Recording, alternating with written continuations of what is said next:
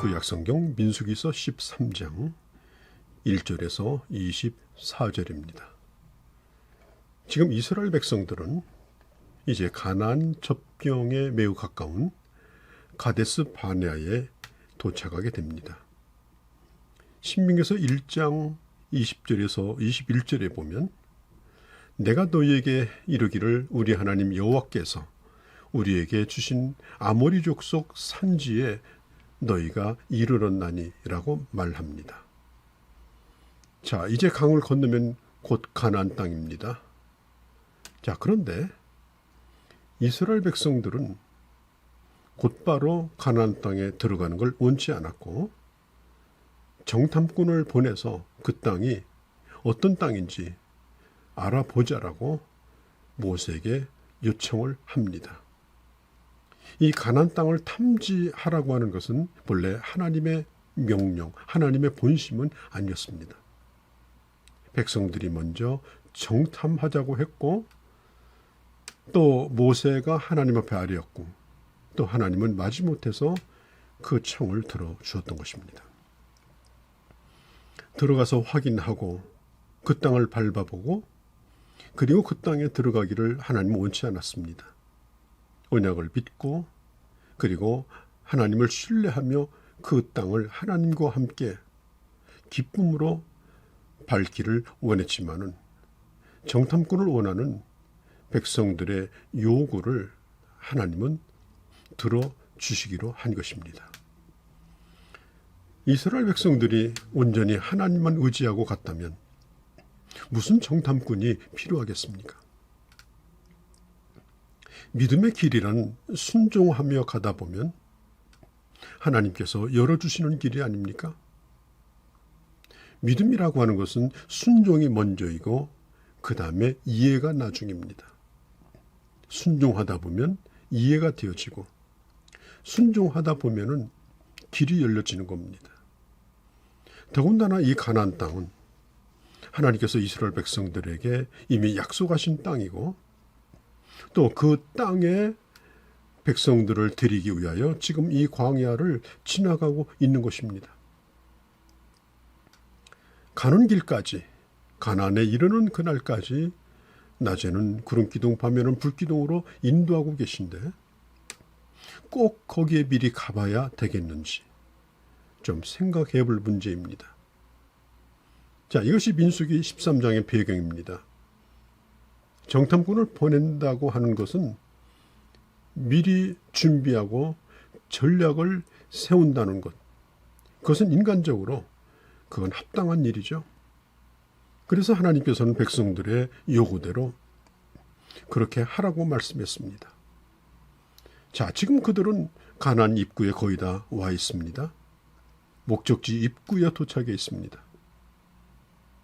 그런데 오늘 이 정탐꾼의 사건으로 말미암아서 건너면 되는 그 강을 38년 후에 20세 이상 된 출애굽 세대가 광야에서 다 죽은 다음에야 그 땅에 들어가게 되었다고 하는 매우 슬픈 이야기입니다.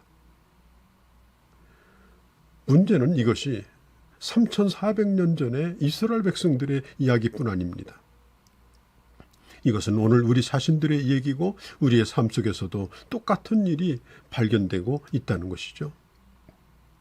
자, 만일 우리가 우리 인생을 미리 알고 걸어간다면 어떤 현상이 생길까요? 미래가 좋아 보이는 사람, 그런 사람은 기대에 차서 앞으로 가겠지만은 미래가 힘들어 보이는 사람, 그런 사람은 발걸음이 한이 없이 무거울 겁니다. 주저앉을 것입니다.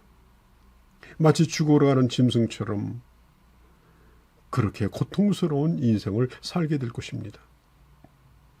그래서 하나님께서는 인간에게 미래를 미리 가르쳐 주시지 않으면서 내가 너와 함께 하겠다고 약속하지 않았습니까?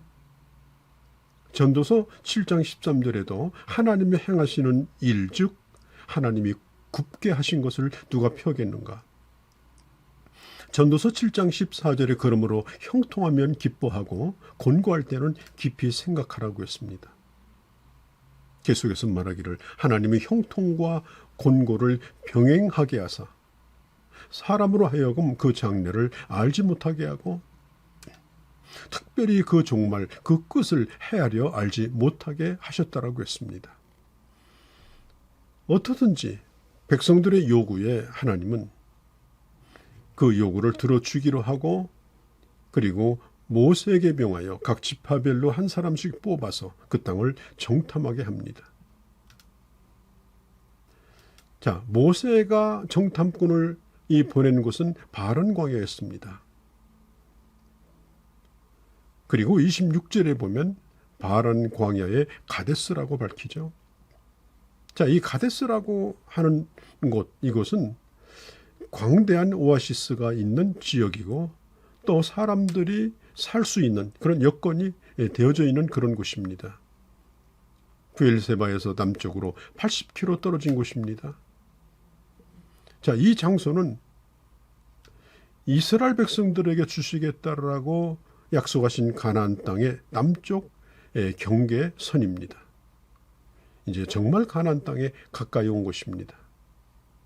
자, 모세는 그 정탐꾼들에게 그 땅에 들어가는 것이 가능한지 또한 바람직스러운 것인지 또 어떤 전략을 세워야 되는 건지 무엇을 준비해야 되는 건지 그 지형을 자세히 알아보고 또 정복 전쟁을 좀 효과적으로 준비할 수 있게 하려고 정탐꾼을 보내게 되어진 것입니다. 정탐꾼이 은밀하게 왔다가 은밀하게 모세에게 와서 보고했다면 아마 괜찮았을 것입니다. 그런데 부정적인 생각을 가진 10사람이 모세에게 보고할 뿐 아니라 백성들 가운데 그 소리를 외쳐댄 것입니다. 자, 교회에서도 목회자가 모든 일을 교인들에게 다 말하기 어려울 때도 있습니다. 하나님의 일이라 할지라도 때로는 비밀이 지켜져야 할 때가 있습니다. 그래서 비공개를 원칙으로 할 때도 있고 그리고 이해가 충분치 않은 분들이나 또 덕을 세우기 위해서 그럴 때도 있습니다. 예수님께서 비유로 말씀하신 이유도 그렇지 않습니까? 쉽게 이해하는 사람에게는 더 쉽게, 이해하지 못하는 사람에게는 오리무중에 빠지게 하고 그 비밀을 감춰두려고 비유의 말씀을 하시기도 했죠. 그래서 예수님도 귀 있는 자는 들으라고 말씀하신 겁니다. 자, 각 지파의 대표를 선택하는데 그 중에 여호수아와 갈렙처럼 믿음이 있는 자도 있었습니다. 그러나 10사람은 믿음이 없었습니다.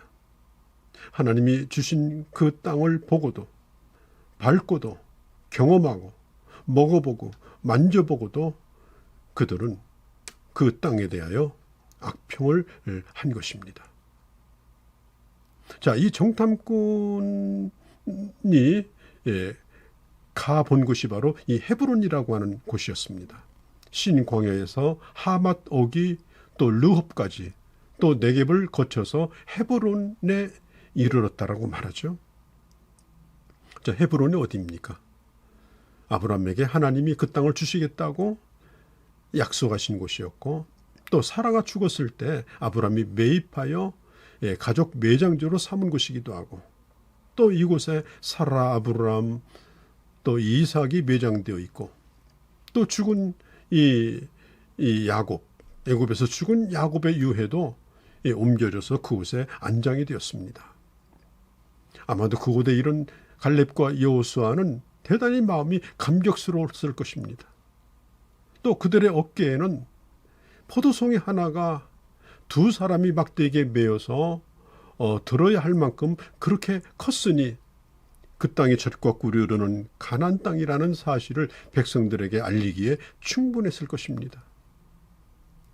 그리고 얼마나 좋은 그 믿음의 보고, 백성들을 흥분시키고 기대를 갖게 하고 하나님의 약속이 드디어 눈앞에 왔다는 사실을 증거할 수 있는 그런 보고거리가 풍성했음에도 불구하고 그러나 나머지 10명은 그러하지 못했습니다. 만일 이 정탐꾼들이 입을 다물고 이 과일만 보여주기만 했어도 아마 빨리 강을 건너자고 하지 않았을까요? 사랑하는 성도 여러분, 알지 못하고 가는 길이랄지라도 하나님이 나와 함께하기에 결코 궁금해하지 아니하고 주님과 가는 그 길 가운데서 주님과 동행하는 즐거움, 또 주님께서 열어주시는 그 놀라운 새로운 길에 대한 기대를 가지고 하루하루 믿음으로 나가는 주님의 자녀들이 되어주시기를 바랍니다.